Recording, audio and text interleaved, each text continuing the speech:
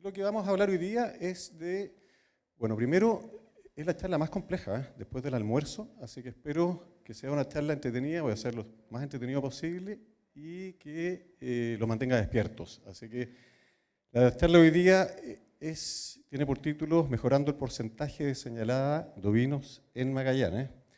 Y veamos algunas cifras iniciales para contextualizar qué es lo que está pasando actualmente y qué es lo que ha venido pasando en Magallanes en los últimos años. Estos son datos de INE que todos conocemos, la verdad, aquí no estoy mostrando nada nuevo. Y vemos, si nos quedamos con los ovinos, no se ve el puntero láser acá arriba, pero bueno, del año 2007 al año 2021 hemos bajado un 36% la masa de ovinos a nivel regional. Lo que es un dato que no es menor, es una disminución que no es menor, algo similar en 10% en bovinos, pero hoy día como estamos hablando de ovinos nos vamos a quedar con esa información que creo que es algo que tenemos que tener en la retina, tenemos que tener presente, porque tiene tanto condiciones o factores positivos, hay que mirar el vaso medio lleno, pero también tiene algunos contrapuntos o tiene cosas que son negativas. Lo único que subió en la región fueron las llamas. Dato al margen, dato anecdótico del día, nada más. Ok, ¿qué es lo que tenemos aquí en términos de número de cabezas faenadas? No me acompaña mucho el láser, pero teníamos una curva de crecimiento, como se ve en la primera parte de los datos, ¿cierto? Hasta el año 2009-2010, con una tendencia al alza bastante clara. Lo que se quiebra de forma bastante evidente a partir del año 2010.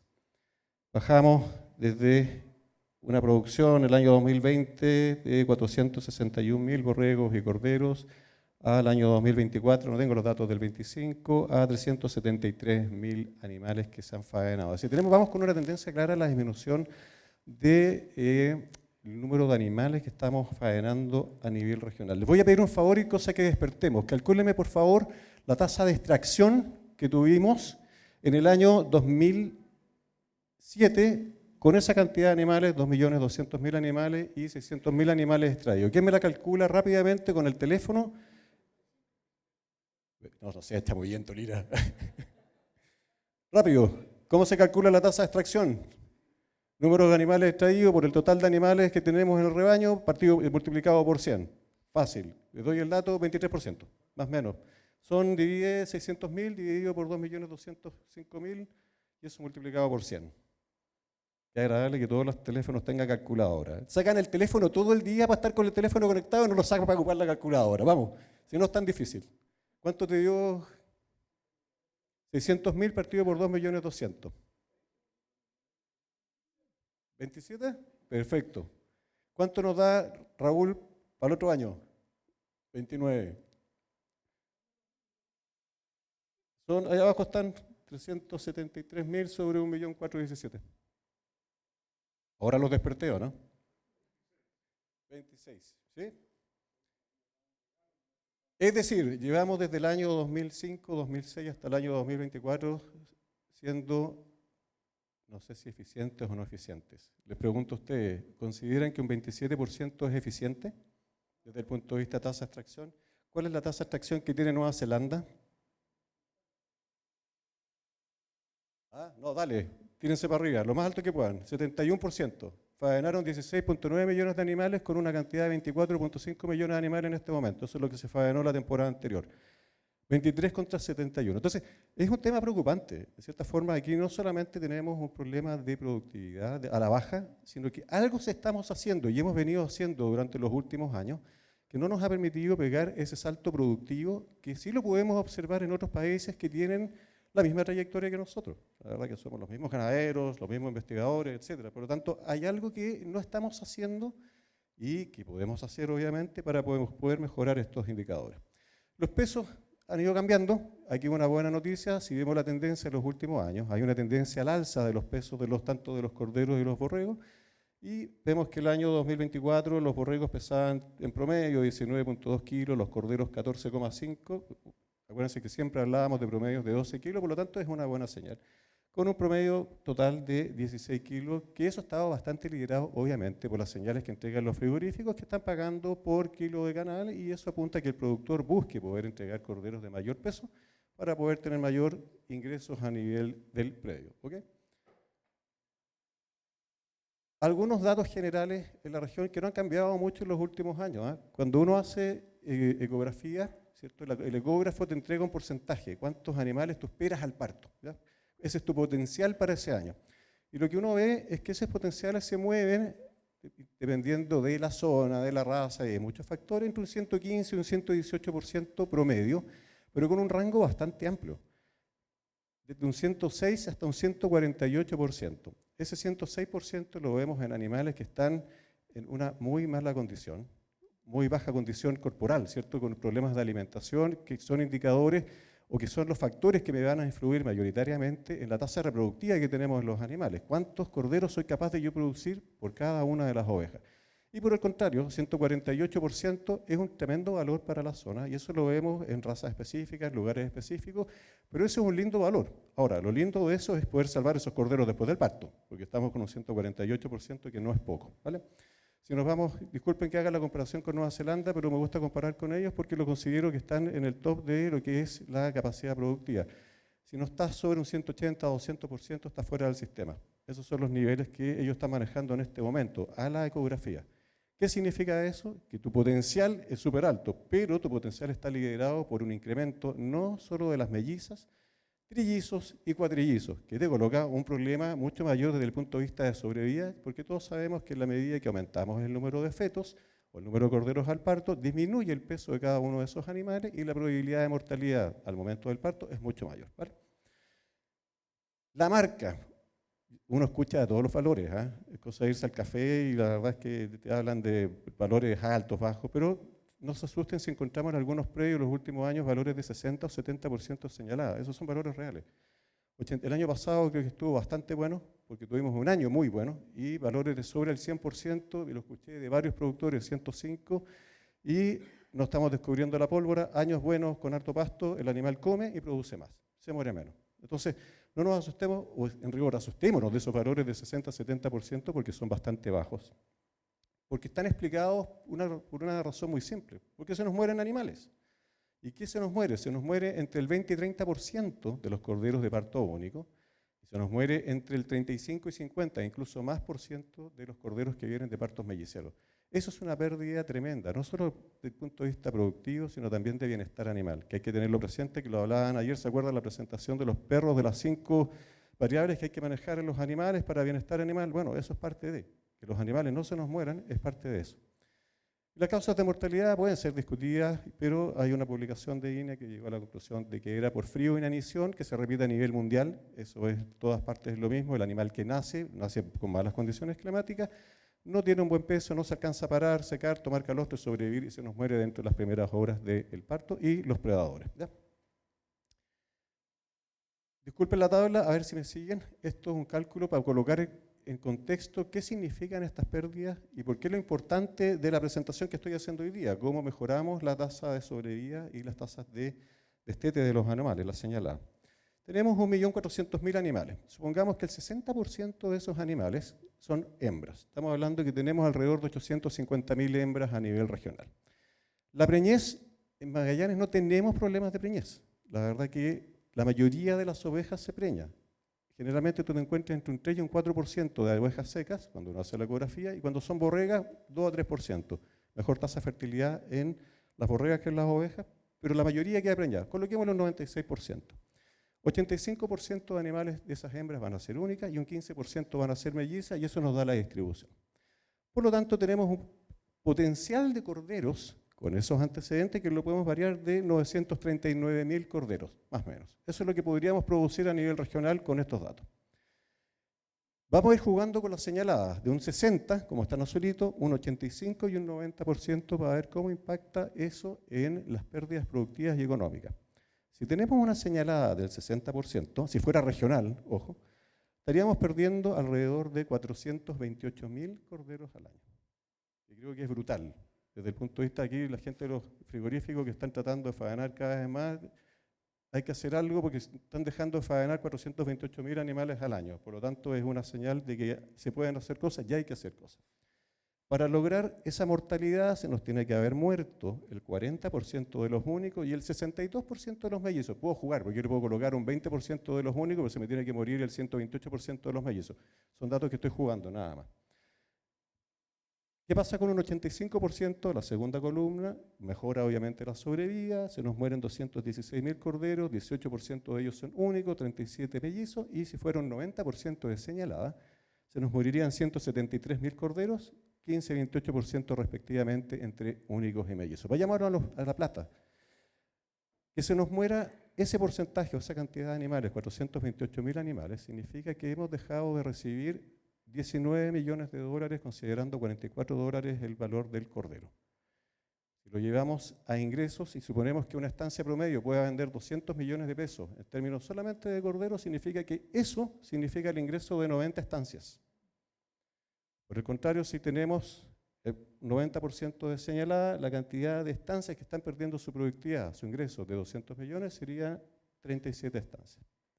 Se dan cuenta de la importancia, y eso solamente para el productor. Aquí no le estamos colocando el valor de exportación, que está a $5.60, no sé cuánto llegó el promedio este año de kilo de exportación, $7, espectacular. Colóquele valor de $7 a los kilos que se están perdiendo, y el impacto económico país es tremendo.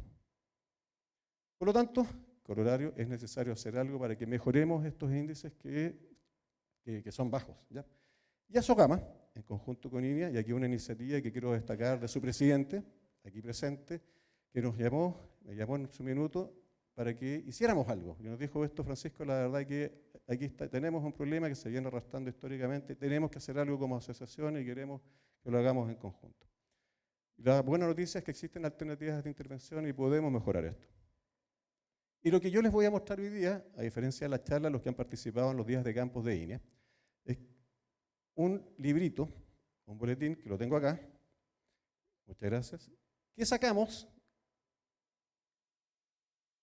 gracias a la participación de toda la gente que está ahí listada, todos ganaderos que ustedes conocen muy bien los nombres, y que se dieron el tiempo, las ganas de poder hacer un trabajo que permitiera hacer una cosa muy simple. La verdad que este documento, lo maravilloso de este documento es la simpleza del documento. Aquí no hay ciencia, rocket science, no vamos a llegar a la luna con esto, pero muchas veces nos olvidamos de los conceptos básicos, muchas veces no hacemos en el campo lo que debiéramos estar haciendo, que son las cosas básicas, para poder mejorar la productividad. Por lo tanto, hoy día no voy a hablar de muchas de ciencias, sino que les voy a hablar de esto. ¿Quién lo leyó? Que levante la mano. Perfecto. 7 personas de 57. Así que los invito a que lo lean. La verdad es que es una lectura interesante porque es muy light, muy simple de leer, y les voy a mostrar ahora qué es lo que incorpora.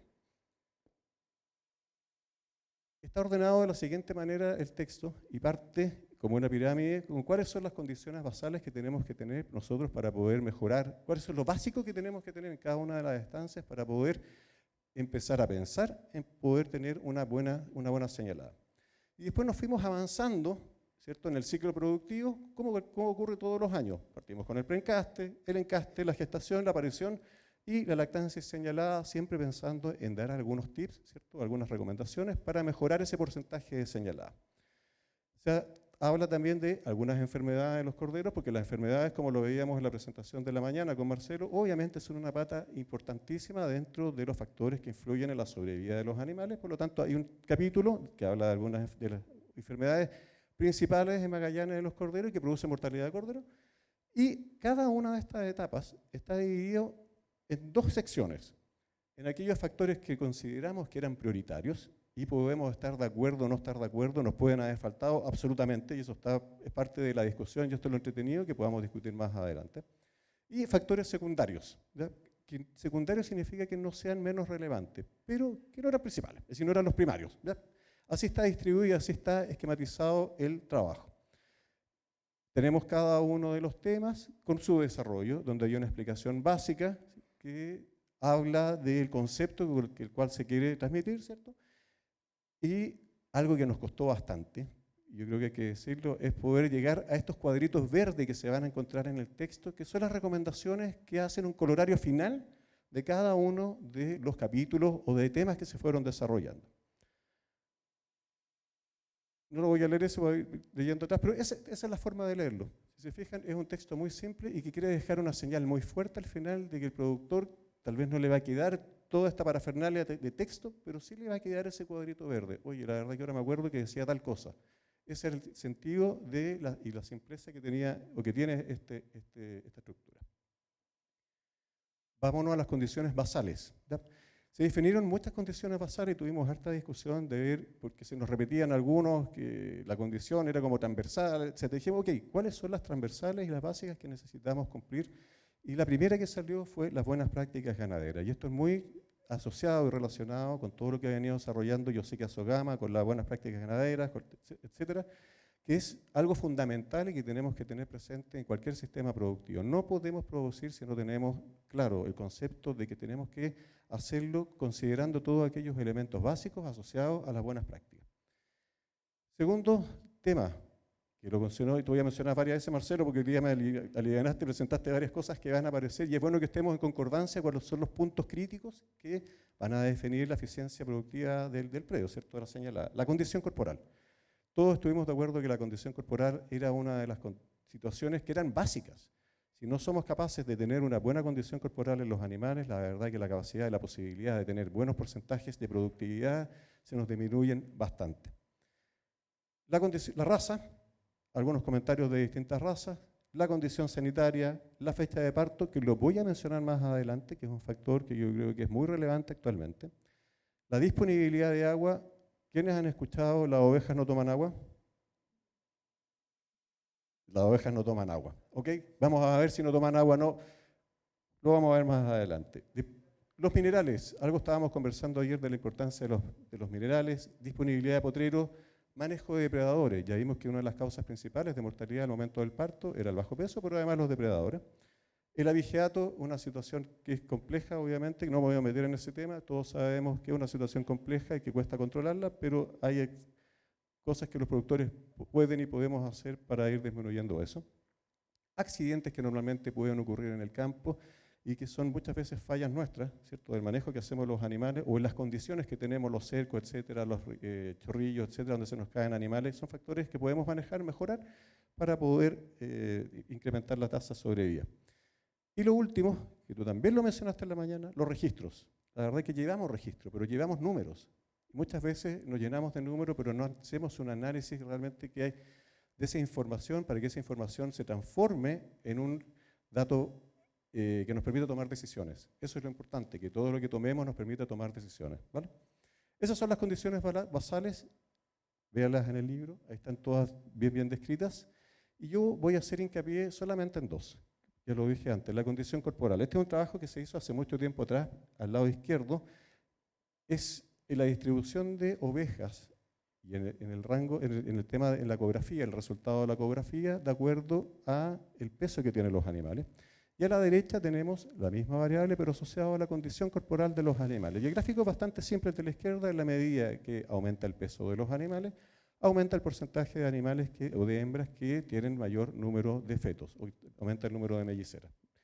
Ahora, el comentario aquí es que el peso, si bien es interesante, no es el mejor indicador, obviamente, y eso todos lo conocemos, para poder definir cuál es el estado real del animal, la condición real de los animales. Pero vemos una curva bastante similar desde el punto de vista de la distribución de hembras, de acuerdo a su condición corporal, que en la medida que aumenta la condición corporal, vemos cómo aumenta el porcentaje de prolificidad, es decir, el número de fetos por hembra en el rebaño.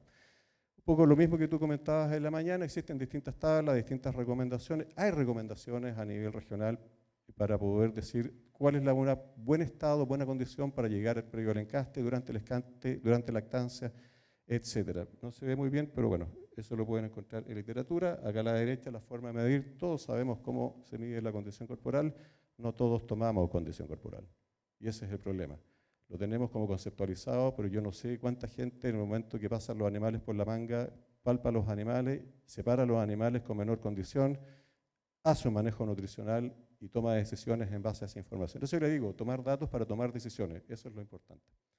¿Y cuál era el colorario? ¿Cuál era el casillero verde que colocamos acá? Una buena condición corporal de la oveja es una buena defensa para cualquier adversidad. Simple, directo, y la verdad que queda en la memoria. Condición corporal, por lo tanto, uno de los primeros factores que debemos ser capaces de mejorar. La oveja no consume agua. Puede ser que no consuma, pero necesita consumir absolutamente. Y esto es un trabajo que hizo Raúl, en el cual se vio cuál era el consumo de forraje de acuerdo a distintos niveles de oferta de agua. Y si se fijan, en la medida que aumentamos la oferta de agua, vamos avanzando en el eje, ¿cierto? Hacia mano derecha, vemos que si le entregamos medio litro de agua, consume 470 gramos de materia seca al día. Pero si le entregamos una disponibilidad de 3 litros de agua, es capaz de consumir 2,7 kg de materia seca al día. Esto, queridos amigos y amigas, explica por qué muchas veces durante el invierno tenemos pérdidas que superan el 30% del peso de los animales durante el invierno. Eso no es bienestar animal. No sé si estarán de acuerdo conmigo, pero un animal que pierde desde el encaste mayo al mes de agosto, que es la ecografía, las únicas un 22% y las mellizas un 25% de su peso para poder mantener la gestación, eso no es bienestar animal. Entonces, hay que preocuparse y los animales sí necesitan agua, porque en la medida que limitamos el consumo del agua, limitamos el consumo de nutrientes y si limitamos el consumo de nutrientes, bajan de peso. Nos vamos al preencaste, seguimos avanzando. ¿Cuáles fueron los factores principales que se determinaron? La edad del rebaño, ya sabemos que tenemos que tener una distribución normal de animales y en la medida que los animales se envejecen van produciendo menos, eso es normal. La esquila entrepierna, el flatching, ojo con el flatching, hagan los cálculos económicos para ver cuánto tienen que generar en términos productivos para pagar el costo de ese alimento si es que tienen que comprarlo. Es distinto en el cálculo económico cuando ustedes producen su propio alimento y pueden entregarlo a los animales. ¿Dónde no hacer flatching? Alfalfa, tréboles, porque tienen fitoestrógenos que pueden afectar la tasa de fertilidad de los animales, se lo doy como dato al margen. Revisión de ovejas y carneros, algo tan simple que yo creo que se ha ido perdiendo, espero que no, pero hay que revisar la oveja durante el preencaste y a los carneros durante el preencaste, a lo menos 30 a 45 días antes para darle tiempo que cualquier problema testicular se solucione y sea ese animal capaz de producir los espermios suficientes para poder cubrir a los animales. Muy simple. ¿Y cuáles eran los factores secundarios? Uso de algunos aditivos nutricionales y la esquila de carneros. No los voy a leer esto, pero cada uno de esos capítulos que dice ahí tiene su corolario, tiene su tip, tiene su casillero verde, que obviamente lo van a leer y pueden ver qué relación tiene cada uno de ellos con el tema. Vayámonos al encaste. ¿Cuáles fueron los temas que se definieron que eran los prioritarios? Los potreros de encaste en proporción al número de animales. El tamaño, la distribución, el tipo de potrero donde yo hago el encaste sí tiene relevancia en la eficiencia que voy a tener. ¿Okay? No es lo mismo un potrero que tiene cerro, bosque, donde las posibilidades de encuentro del carnero con las hembras se baja. No es lo mismo comparado con una planicie donde los animales tienen mayor probabilidad, donde el tamaño es adecuado, etcétera. Se apunta, ¿vale? La oveja que llega preñada al encaste, lo vamos a ver y eso es un punto en el cual quiero hacer un tremendo hincapié. El encaste por categoría fue otra variable y la edad de la oveja y la edad del carnero un poco se repite con el comentario anterior, obviamente ya está demostrado que 4 o 6 dientes son la edad donde son más productivos los animales y eso tiende a ir disminuyendo en la medida que la edad avanza. ¿Cuáles fueron los factores secundarios que se definieron?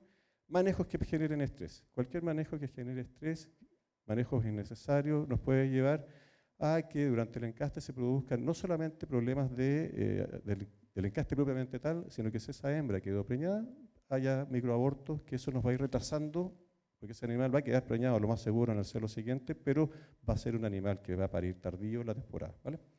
Y la fecha de encaste obviamente es un factor que va a depender del lugar. Tenemos que tratar de ajustar la fecha del encaste para que las pariciones se produzcan en la época en las cuales le entreguemos las mejores condiciones a los animales desde el punto de vista ambiental y nutricional para que sean capaces de sobrevivir.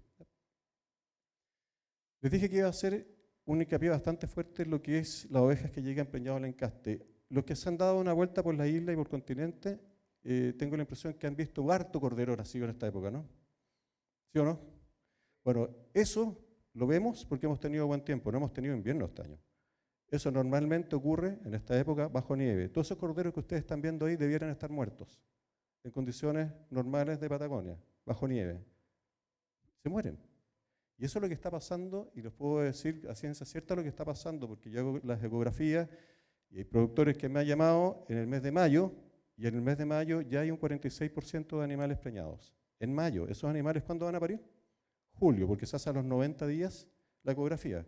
Todos esos animales, lo más seguro, las probabilidades de mortalidad son altísimas. Y yo creo que este es uno de los principales factores en este momento que está afectando esas bajas tasas de señalada que tenemos como promedio regional. A la gente que está con merino, yo aquí no voy a criticar ni alabar ninguna cosa de la raza, solamente datos técnicos. yo no sé si la gente que está con merinos se acuerda que los merinos ciclan todo el año, o casi todo el año. Y tal como lo muestra esa curva allá arriba, si ves las dos curvas que están un poquito más oscuras, esos son merinos o cruza con merinos. Y esos animales, estos en Australia, si no me equivoco, que están igual en el hemisferio sur, bajo las mismas condiciones ambientales y de ciclicidad, de luminosidad que tenemos en Chile. Fíjense que en octubre, noviembre, diciembre, enero, febrero, hay más de un 60% de los animales que están ciclando. Es decir, que la oveja quede preñada, tal como lo dice ahí, porque se nos metió el carnero del vecino, porque siempre le echamos la culpa al vecino, o se nos quedó un carnero nuestro, o destetamos más tarde a nuestros corderos porque quisimos aumentar el peso al destete o el peso a la venta porque me pagan por el peso del cordero, lo que estamos haciendo es darle la posibilidad a todos esos machos a cubrir a las hembras, porque esas hembras están ciclando. Van a parir en julio, se nos van a morir los corderos. A diferencia con el corriel, por ejemplo, que el corriel está demostrado que tiene una ciclicidad bastante marcada. El corriel deja de ciclar durante los meses de verano y empieza a ciclar en los meses de marzo, febrero-marzo, ¿vale? Pero igual es un problema, igual aparecen corriel preñados con sus mismas crías que lo estamos destetando muchas veces o mandando a matadero en el mes de marzo, principios de abril. Entonces, ¿cuál es el corolario de esto? Asegúrese de mantener los carneros bien aislados de las ovejas, salvo durante el periodo de encaste, pero grullo, obviamente, y separe los corderos enteros antes de los 4 meses de edad para que no cubran las ovejas. Hay otras recomendaciones, hay otras cosas que se pueden hacer, pero por favor, recuerden esto, alto porcentaje de las pérdidas que tenemos en este momento en Magallanes está dado por las pariciones fuera de fecha, pariciones durante los meses de invierno. Durante la gestación, ¿cuáles eran los factores prioritarios? Potreros diferentes según la etapa reproductiva, tener una carga adecuada, obviamente esto está asociado directamente a la alimentación que tenemos de los animales, la mortalidad que puede ocurrir en estos meses, ¿cierto?, de invierno, y la suplementación de animales como algunos de los factores que podrían, o intervenciones que se podrían hacer para tratar de disminuir la problemática que tenemos de mortalidad. ¿Cuáles son los factores secundarios? La condición climática, algo que muchas veces no podemos controlar en forma directa, obviamente, pero sí tenemos alternativas dentro del campo de hacer una buena elección de potreros que estén más protegidos o incluso entregar protección a los animales artificiales que nos permita un poquito disminuir el impacto que tiene el mal clima que tenemos a nivel regional. El diagnóstico de gestación por ecografía. Abortos. ¿Hay abortos? Sí, hay abortos. Cuando tú estás haciendo la ecografía se ven ovejas con el feto muerto adentro, y tú ves el feto que se va a morir. Ahora, ¿son muchos? No, no son tantos. La verdad es que en un predio de 3.500 animales ves 4 o 5 animales. Y yo no creo que está asociado a problemas sanitarios, para serle franco, no voy a meter las manos al fuego, eso habría que estudiarlo, yo creo que está asociado más a problemas nutricionales que a problemas sanitarios. Ojo, creo que hay que estudiarlo, ese es el mensaje, pero no es tanto. Así que los abortos, y tampoco los vemos muchas veces. En rigor, el animal aborta en el campo y eso lo perdemos. Y la esquila preparto como otro factor que ya lleva muchos años, que también es relevante. Cuando es bien hecha, obviamente, porque si se hace mal puede ser contraproducente, pero si se hace bien, sí tiene un impacto en la tasa de sobrevida tanto de los corderos, pero también de las madres, que es algo que no se coloca en valor cuando hablamos de la esquila preparto. Este gráfico, no sé si se acuerdan, lo presenté el año 2017, creo, 2019, aquí mismo, en esta misma sala, y era para los 50 años de INEA, que me invitaron a dar esa charla. ¿Te acuerdas, Gerardo, no? Hace rato. Bueno, y estos datos son datos reales de un productor que creo que está aquí presente. Son datos de San Gregorio, y el mensaje aquí es carga adecuada. Este es el impacto que tiene reducir la carga animal en el campo sobre la productividad. Este productor bajó un 32% sus vientres. Un 32% no es una baja light, es súper significativa. ¿Qué significó para ese productor? Bajar un 32% la carga, aumentar la ecografía en un 35%. Pasamos de un 101, 106% a un 136% la ecografía. Eso es brutal y eso es espectacular. La verdad es que si todos tuviéramos eso, tendríamos un tremendo potencial productivo. Pero lo más importante es que solamente se disminuyó, bajando un 32%, un 9% de los corderos potenciales, nada más, marginal. Pero además, no solamente te permite mejorar la tasa reproductiva de los animales, sino que además permitió mejorar el peso de los corderos pasando de 14 a 17 kilos. Por lo tanto, puras ventajas. ¿Se acuerdan cuando yo les decía que había bajado un 32, 34% la carga, la cantidad de animales a nivel regional? Y yo les decía, miremos el vaso medio lleno, no medio vacío. Bueno, tal vez eso es una tremenda oportunidad para hacer un mejor manejo de un menor número de animales que nos permita maximizar o mejorar la productividad individual de los animales y que lleguemos a estos valores. Y también eso explica un poco por qué hemos tenido ese aumento sostenido en el tiempo del peso de los corderos y de los borregos también, ¿ya? Entonces, cargas adecuadas es el llamado para que trabajemos en eso a nivel regional como productores, para que podamos dar la alimentación necesaria a los animales para que expresen su potencial. Y hay un boletín de INEA, estoy colocando acá a la derecha alguna información que hay, donde pueden bajar cómo hacer la evaluación de la capacidad de carga de cada uno de los predios, así que los invito a revisar la biblioteca de línea. La biblioteca de línea, al final les voy a entregar el link. Todo esto está gratis, toda la información generada por INEA a lo largo de todas las regiones está disponible, así que lo pueden descargar. Rápidamente, esta es la baja de la cantidad de animales y esto es una correlación entre la línea roja, que es el número de animales entregado por el INE, de 2 millones y tanto al 1.400.000, y cómo ha ido aumentando el peso de canal. Es multifactorial, lo sé, se están faenando más borregos, lo sé que está influyendo en esto, pero si ustedes se fijan, cuando uno hace un análisis de correlación, la correlación es negativa, en la medida que baja el número de animales, aumenta el peso de los corderos, y el valor estadístico de P llega a ser casi significativo, 0,6, siempre hablamos significancia de 0,5 hacia abajo, pero es un valor reinteresante. Por lo tanto, la señal, el mensaje, hay una tremenda oportunidad con esta baja de animales para que hagamos las cosas un poco distintas y mejoremos la productividad de nuestro rebaño. Suplementación, rápidamente. Esta es la curva de crecimiento de la placenta y de los fetos durante todo el periodo gestacional. Lo primero que crece es la placenta hasta el día 100 más o menos de gestación y a partir del día 100 empiezan a desarrollarse 1, 2 o 3 fetos, ¿cierto? Cuando más crecen los fetos. El único problema que tenemos a nivel regional, que esto es a nivel mundial, es que la disponibilidad de no solamente de forraje, sino que de nutrientes en la pradera durante los meses más relevantes, que son el desarrollo de placenta, que va a alimentar, ¿cierto?, a los fetos, se produce con casi cero de disponibilidad.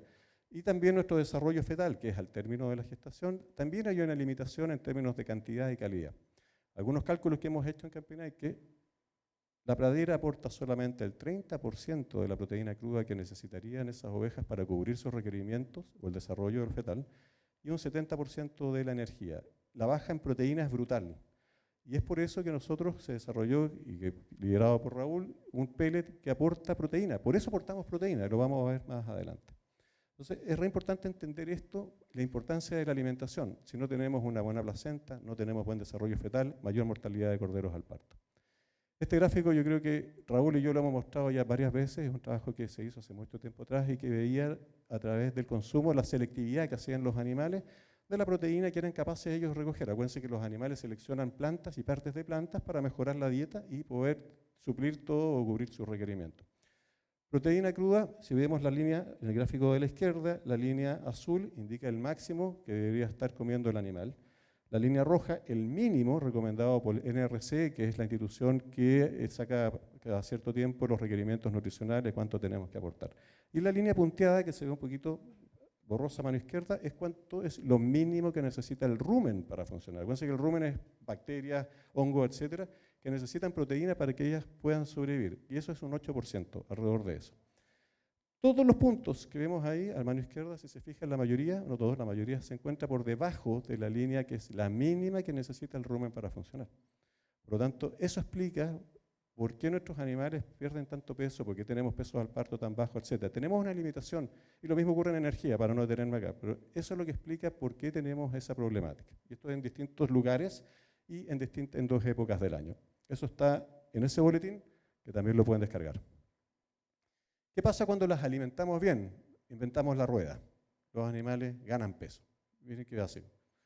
Y lo vimos el año pasado. Animales con buen invierno, con buen verano, la verdad que llegaron en muy buena condición, con una muy buena productividad. Y esto es un trabajo que hicimos hace unos tiempo atrás, inserto en un programa de Fondesit, y que vemos animales que estaban suplementados, lo que está encerrado ahí durante la gestación, y vemos cómo ganan peso. Ahora me dicen, oye, pero los animales que están abajo, que no están suplementados, no pierden tanto peso, no pierden peso. ¿Por qué? Porque empiezan a aumentar el tamaño, el líquido amniótico, la placenta y los fetos empiezan a pesar. Por lo tanto, los pesos se mantienen casi constantes y no vemos tanta variación de peso en la oveja, pero sí lo vemos en la condición corporal. Por eso les decía al inicio de la presentación, ojo con el peso como indicador. El mejor indicador es la condición corporal de los animales. Y si los alimentamos bien, ganan condición. Si no los alimentamos, bajan condición y nos estamos alejando de esas recomendaciones que decía Marcelo, que les comentaba yo delante, que tenemos que tratar de cumplir esas recomendaciones para que los animales sean capaces de expresar su potencial productivo. ¿Cuáles son las recomendaciones de suplementación? Con un pellet que se vende a nivel comercial, que ya se están vendiendo 600 toneladas, ¿cuánto estamos llegando? 500 toneladas, aquí me corrigen, eso lo voy a estar aquí acompañado. No es poco, son 500.000 kilos que se venden todos los años y la recomendación son entre 300 y 400 gramos, 200 o 400 gramos al día por cabeza. Va a depender esto de las categorías, corderas, borregas y ovejas. Para ovejas melliceras, que son las que generalmente se suplementan después de la ecografía, 40 a 60 días previo al inicio de los partos, y se termina la suplementación el día que cae el primer cordero. ¿Por qué? Porque la oveja se acostumbra tanto a seguir la camioneta, el tractor, el camión, porque le lleva el pellet, que es lo que hace, si es que están todas paridas y sigues suplementando, vas a tener un descijamiento que te va a matar más corderos de lo que estamos salvando con la suplementación. Eso es re importante. Para hembras de reemplazo se puede hacer 75 días desde julio. Hay que hacerlo en lugares secos, obviamente. Hay distintas estrategias para poder hacerlo, que se pueden ir cambiando. Y entregar cerca del mediodía, nunca a primera hora de la mañana y 2 a 3 veces por semana. ¿Ya? Esa es la recomendación.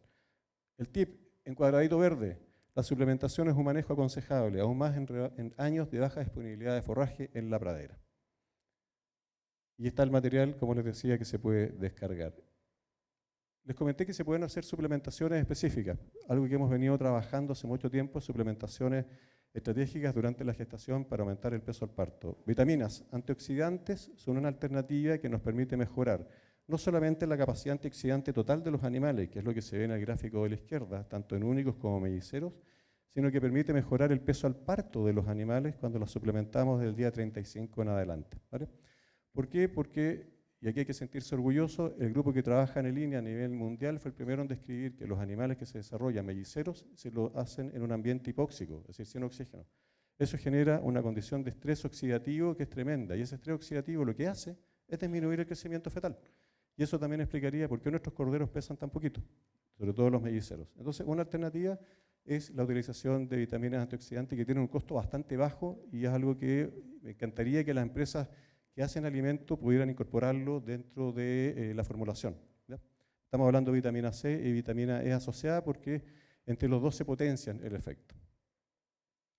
Diagnóstico de gestación se hace a los 90 días de gestación, ¿cierto? A los 90 días de haber puesto los carneros, y tiene una serie de ventajas. Esto ya yo lo he dicho latamente, pero no me canso de decir que es una tremenda herramienta. Nos permite eliminar hembras secas, separar, y lo más importante, separar aquellas hembras de gestaciones melliceras de las únicas. Yo diría que eso es uno de los factores más relevantes o datos más importantes desde el punto de vista de lo que me entrega la ecografía. ¿Por qué? Porque me permite tomar decisiones y me permite hacer un mejoramiento, una mejora de la nutrición de esos animales que tienen mayores requerimientos, que son los melliceros.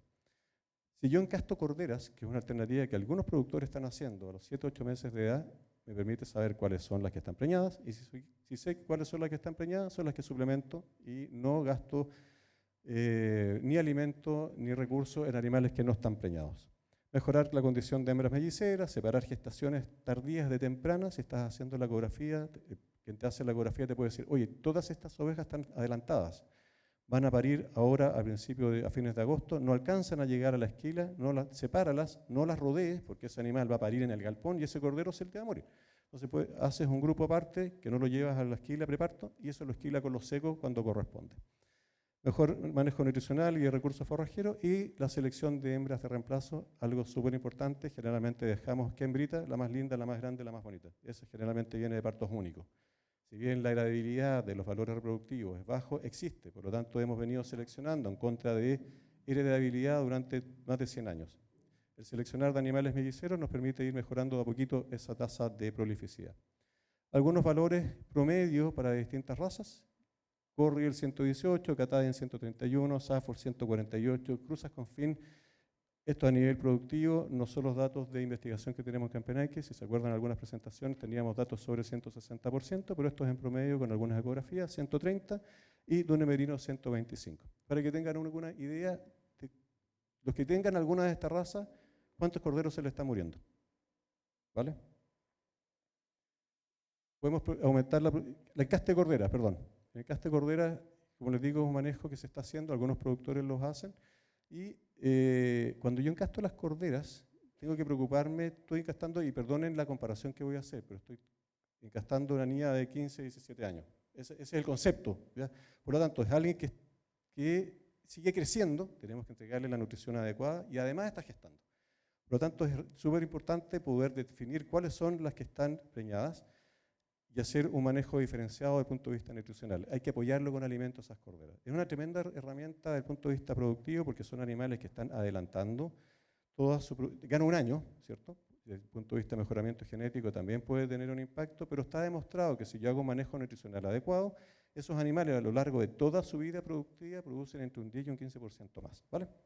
Por lo tanto, es una posibilidad para aquellos productores que obviamente que tienen solucionado muchos otros factores. Yo no le digo salten esto automáticamente, creo que hay que pasar por varias etapas o quemar varias etapas antes de llegar a esto, pero se los doy como un dato que también es un beneficio de poder contar con la ultrasonografía como diagnóstico de gestación.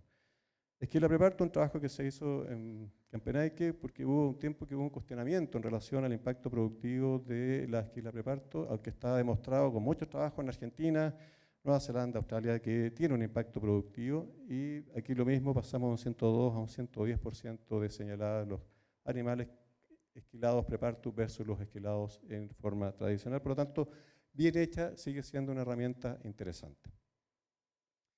Llegamos a la aparición de las ovejas, pasamos por todos los periodos, ¿cierto? Ya dejamos la gestación y pare.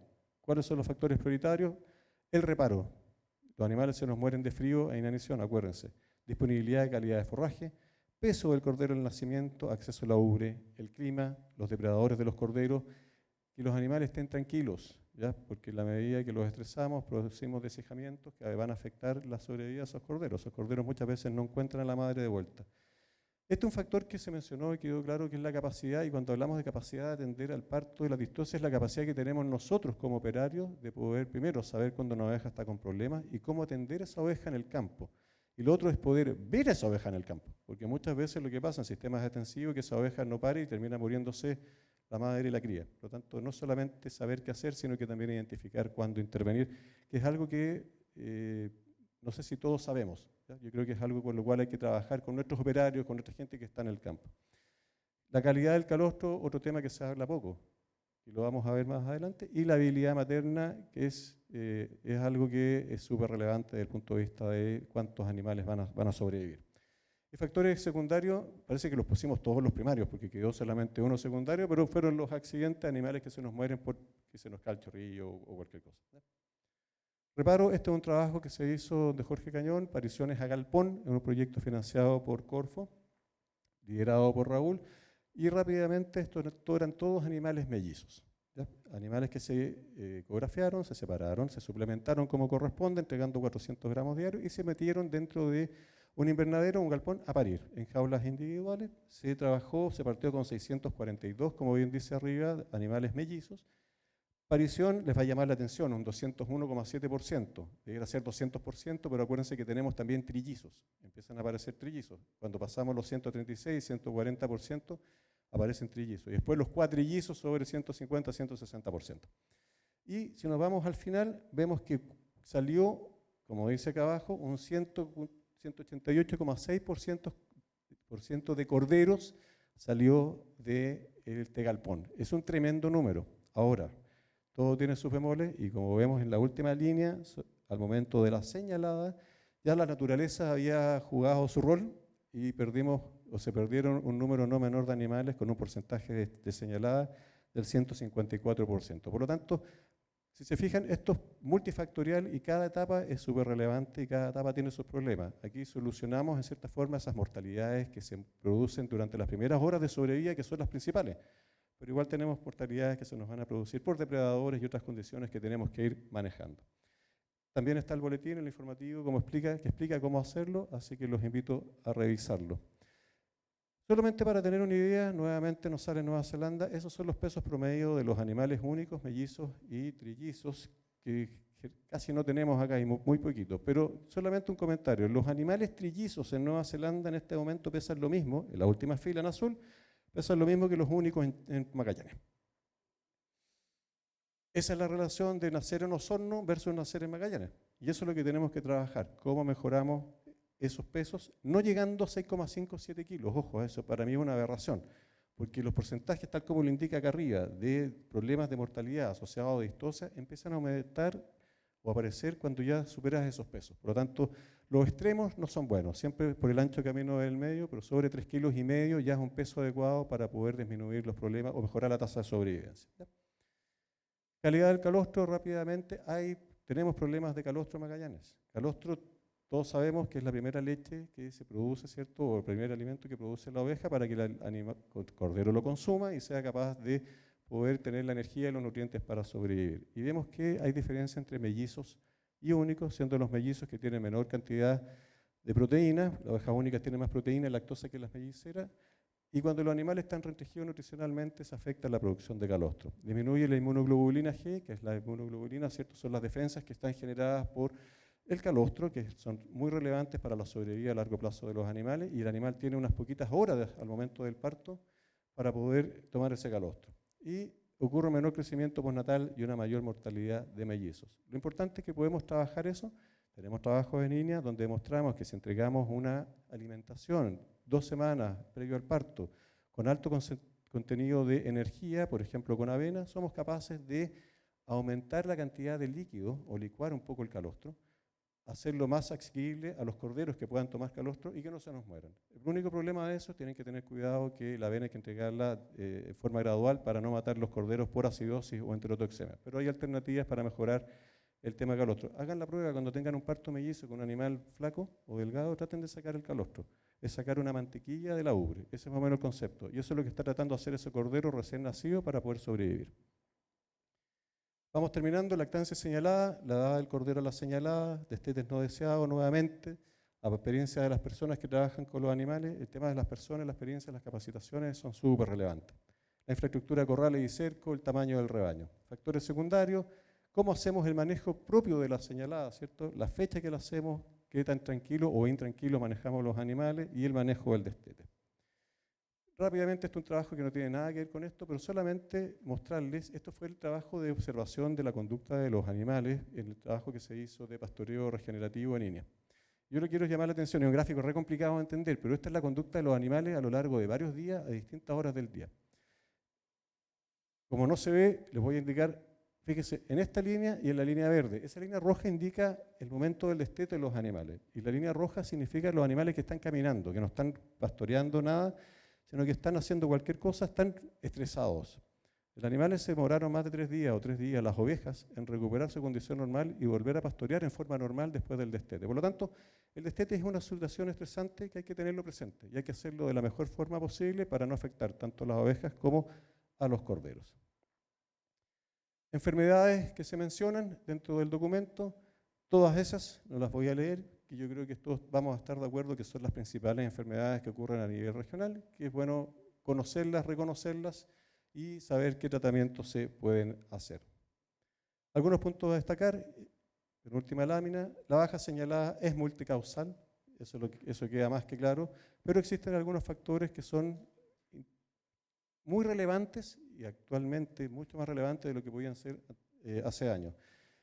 Les repito, apariciones fuera de época, mala alimentación durante el encaste y durante el parto, ambos van a generar problemas reproductivos, y el efecto de la raza. Y el efecto de la raza asociado no solamente a la capacidad productiva, pensando en el potencial productivo de los animales, sino que también en la habilidad materna, que es otro factor que debemos tener presente. Así termina el texto, léanlo. Estas son las consideraciones que hacen al final, los invito a leerlo, no los voy a leer ahora por el tiempo, pero quiero aprovechar de agradecer a Gerardo y a todo ese equipo que participó en la primera lámina por la confianza que tuvieron en línea y en mi persona de poder apoyarlos en desarrollar esto. Creo que fue un tremendo trabajo y la invitación a todos ustedes es que lo lean, que los discutamos, que sea un documento base para poder discutir, porque yo creo que se nos quedaron muchas cosas afuera o tal vez nos equivocamos en muchas, pero eso es lo entretenido, eso es lo bueno que de esta asociación, que cuando se junten y cuando nos juntamos en actividades técnicas como seamos capaces de discutir este tipo de cosas. Así que muchas gracias. El libro en cuestión pueden retirarlo directamente en oficinas de Asogama y está a disposición en forma gratuita. ¿Alguna pregunta, consultas, dudas? Acá adelante. Muy bien, Pancho, el trabajo. Lo que sí no escuché en ninguna parte el tema del tamaño de los piños. Eso en Australia han estudiado de que afecta mucho la aparición igual. Por ejemplo, en mellicera ellos recomiendan piños de no más de 150 ovejas y en únicas de 450 a 500 ovejas. Vamos a tener que Y hacer la una... verdad que yo lo he aplicado Sí, ya ¿y 2 funciona años. bien? Sí, me parece. Y la verdad que hay que sí. sacar una edición 2.0. Hay que agregarlo, sí. Algo se menciona del tamaño de potrero, de la cantidad de animales, de la encaste de los animales por categoría. Creo que eso no lo colocamos en el número de animales por potrero, sí, tangencialmente. Yo sé, apunta algo distinto a lo que tú estás diciendo, porque es por manejo, pero sí desde el punto de vista de carga, no es para sacarme los balazos.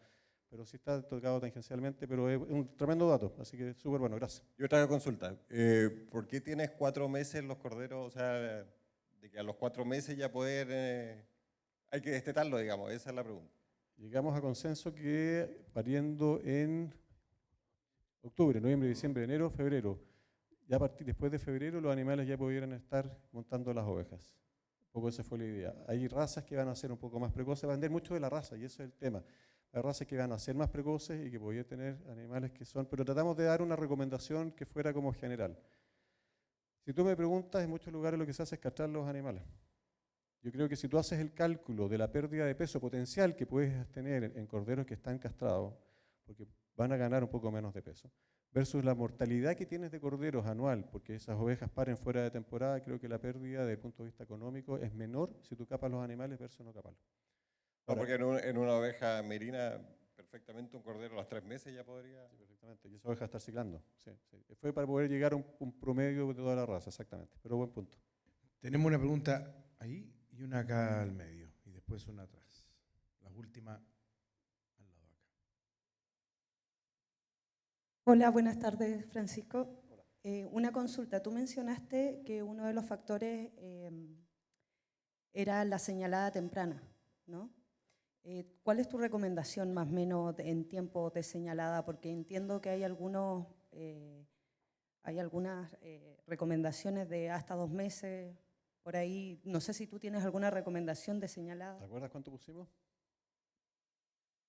Mira, hay varias recomendaciones. Uno, yo creo que mirarlo desde el punto de vista del animal, desde el punto de vista productivo y también desde el punto de vista del manejo de la señalada propiamente tal. Todos sabemos cuál es el manejo de señalada, que tienes que agarrar al cordero, subirlo y en la medida que sean animales un poco de menor peso, tienes un tema de bienestar humano que va asociado. Generalmente las señaladas acá se hacen en el mes de diciembre y estamos pensando en esa fecha generalmente, ¿ya? Pero más allá como una recomendación de hacerlo más temprano. El tema es el siguiente, que tienes una variabilidad en términos de pariciones tan amplios, porque los celos, los animales debieran quedar preñados en el primer y segundo celo, el mayor porcentaje. Pero lo que pasa acá es que varios factores influyen en que tengas pariciones un poco más tardías, ¿ya? Entonces vas a tener muchos animales que están muy chiquitos para poder encastarlos si es lo que lo haces al mes, por ejemplo. Yo no lo recomendaría porque vas a estar afectando la sobrevivencia de esos corderos. Creo que mes de diciembre, cuando está recomendado, tienes el bonding que es necesario para que la madre pueda encontrar el cordero y además los corderos ya tienen una dependencia menor desde el punto de vista de la lactancia materna y pueden sobrevivir durante una época mayor, un tiempo mayor, que es el tiempo que se van a demorar en encontrar las hembras. Pero más que el tiempo, yo diría que es el manejo propiamente tal que tú haces de la señalada, es cómo vas a liberar esos animales después. Los vas a soltar al tiro, los vas a dejar un tiempo para que el cordero se encuentre con la madre. Hay muchas recomendaciones en el libro, te invito a leerlo. Yo creo que más que el tiempo, que tiene relevancia, creo que es el manejo que se hace dentro de eso, cómo hace la castración, si que la hace, cómo hace el descole, cómo hace la marca, la limpieza con la que lo hace, etcétera. Creo que eso es más relevante que el tiempo propiamente tal. Yo sé que Juan tiene un comentario acá. Sí, es un comentario este.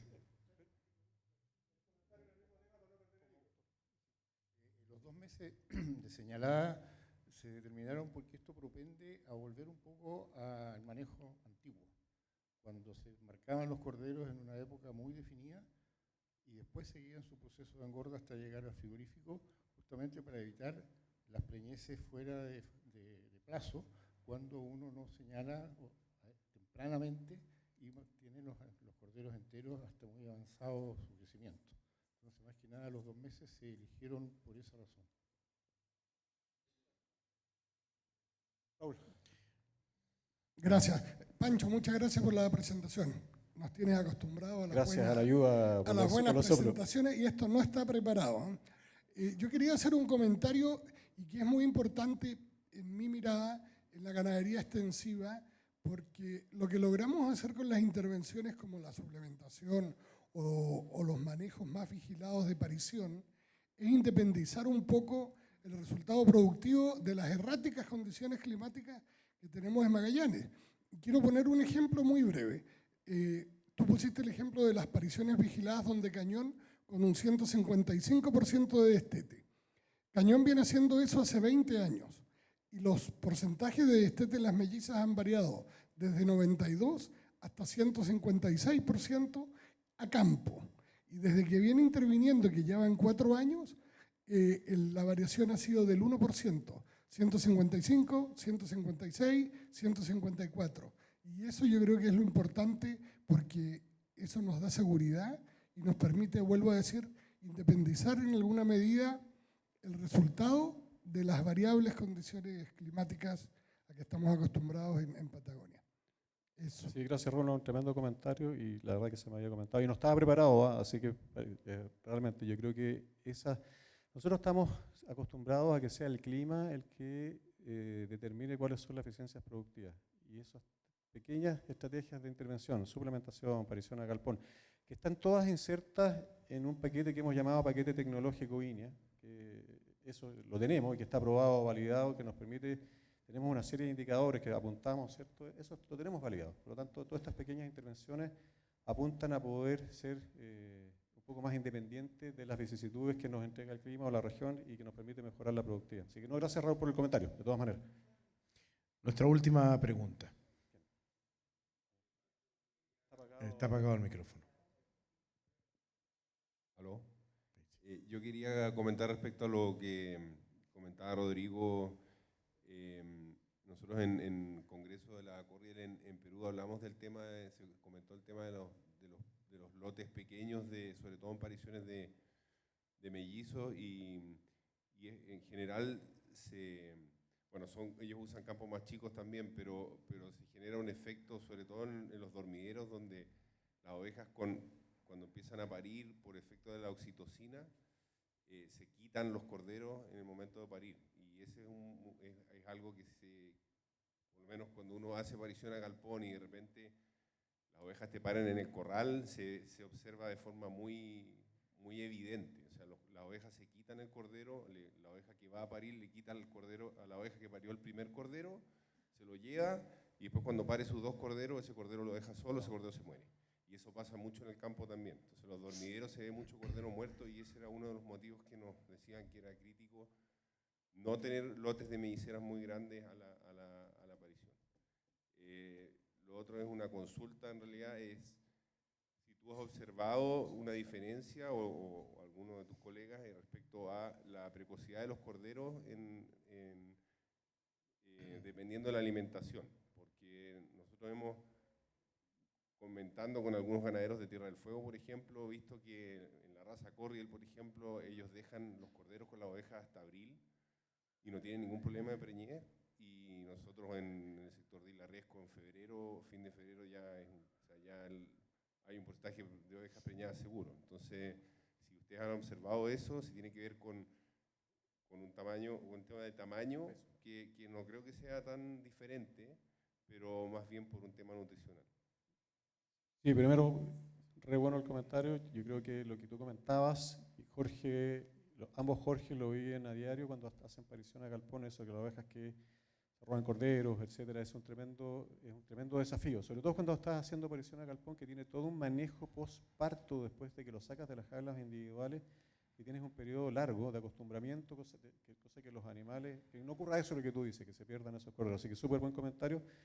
Y voy a revisarlo. Si me puedes mandar después la información, te lo agradezco. Y el punto de vista de la precocidad sí está asociado. Acuérdate que los animales tienen que alcanzar un peso que es un 60%. Cuando alcanza el 60% de su peso materno, los animales ya empiezan a demostrar su actividad sexual, etc. Se alcanza la madurez sexual. Y eso está asociado, y va a depender de las razas, está asociado al peso de los animales. Así que yo estoy de acuerdo de que puedas tener algunas diferencias.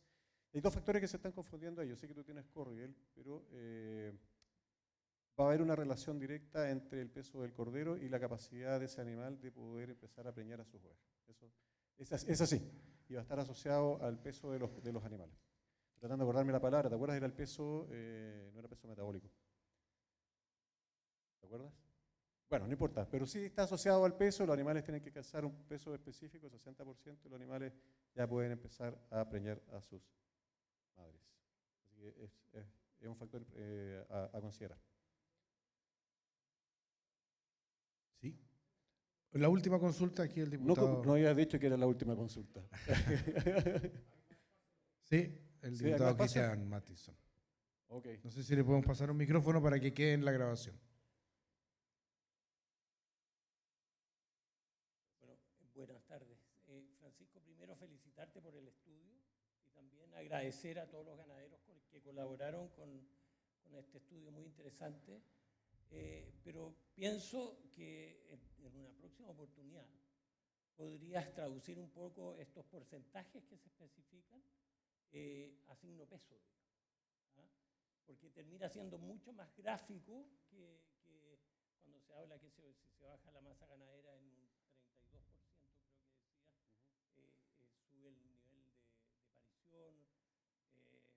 También saber, se habló de que había que suplementar la alimentación de las madres preñadas, ¿no es cierto?, con aproximadamente 100, 110 Son kilos 400 gramos, son pellet. 15 kilos por animal, más o menos, para que calcule hacia la rápida, de 580 pesos el kilo, más o menos, es el cálculo de la suplementación. Claro, pero eso eché de menos, digamos, una lámina en que se llevaran estos porcentajes a peso para que sea mucho más gráfico, bueno, para los ganaderos y para uno que no entiende nada de ganadería. Como no entiende nada, algo se entiende, así que está bien. No, es perfecto. O sea, es que, sí, de alguna manera está, pero yo entiendo cuál es el comentario. Y creo que cada una de las láminas, si pudiera tener una correlación más aterrizada al valor económico, se acepta el comentario y la sugerencia y lo vamos a incorporar, así que no hay ningún problema.